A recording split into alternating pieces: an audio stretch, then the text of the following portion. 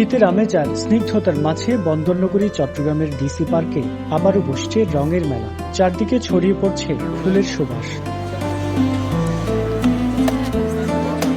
বঙ্গোপসাগরের কোল ঘেঁষে সীতাকুণ্ডের ফৌজদারহাটে জেলা প্রশাসনের উদ্যোগে সাজানো হয়েছে এই নন্দনকানন। এবারের উৎসবের মূল আকর্ষণ ডালিয়া, চন্দ্রমল্লিকা, টরেনিয়া, দুপাটি, লুপিন সহ দেশি বিদেশি 140 প্রজাতির ফুল, যা দেখতে উৎসব শুরুর আগেই ভিড় করছেন প্রকৃতিপ্রেমীরা। বলছেন মুগ্ধতার কথাও। ফুলের বাগান দেখে, দিঘি দেখে আমার মনটা খুব উৎফুল্ল। যেখানে কোনো চিন্তা আসে না, কোনো চিন্তা ভাবনা কিছুই আসবে না। ফ্লাওয়ারের যে বিভিন্ন স্টল বা বিভিন্ন ধরনের নকশা করা হয়েছে, এটাই আমার কাছে সবচেয়ে বেশি ভালো লাগছে। ভালোই লাগতেছে, আমরা কুমিল্লা থেকে আসছি। এদিকে ফুল উৎসবের পাশাপাশি বাড়তি আকর্ষণ হিসেবে রয়েছে সাংস্কৃতিক অনুষ্ঠান, কায়াকিং, শিশুদের বিনোদনের জন্য আলাদা জোন সহ নানা আয়োজন।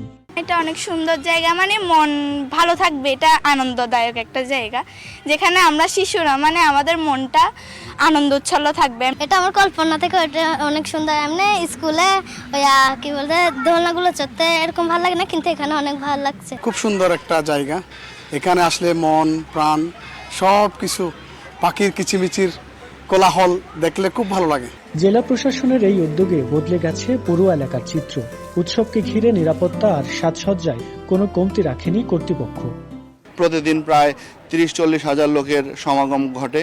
সুতরাং সেই পার্সপেক্টিভে আসলে আমরা সর্বোচ্চ গুরুত্ব দিয়ে নিরাপত্তা ব্যবস্থাকে ঢেলে সাজিয়েছি। মাসব্যাপী এই উৎসব চলবে 9 জানুয়ারি থেকে 8 ফেব্রুয়ারি পর্যন্ত। যান্ত্রিক জীবনের ক্লান্তি দূর করতে নাগরিকরা উঁকি দেবেন 194 একরের এই রাজ্যে, এমনটাই প্রত্যাশা আয়োজকদের। রুকন উদ্দিন, স্টার নিউজ, চট্টগ্রাম।